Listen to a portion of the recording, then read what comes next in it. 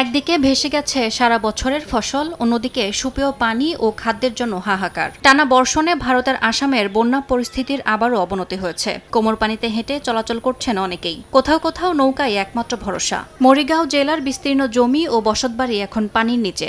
অনেকেই বাড়ি ছেড়ে ঠাঁই নিয়েছেন রাস্তার পাশে বানানো অস্থায়ী তাঁবুতে। সবচেয়ে বেশি বিপাকে শিশু ও বৃদ্ধরা। খাওয়া দাওয়া তো দূরের কথা, এক ফোঁটা পানিও জোটে না ঠিক মতো। সব ফসল পানির নিচে তলিয়ে গেছে।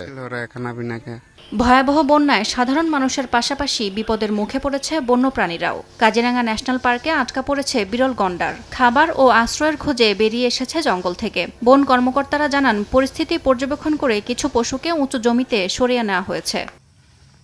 রাজ্য সরকার বলছে, কিছু এলাকায় পানি কমলেও আশঙ্কা কাটেনি, কারণ আসামে বছর অন্তত 3 বার বড় বন্যা হয়। তাই এর থেকেও ভয়াবহ পরিস্থিতির সৃষ্টি হতে পারে বলে সতর্ক করেন মুখ্যমন্ত্রী হেমন্ত বিশ্ব শর্মা।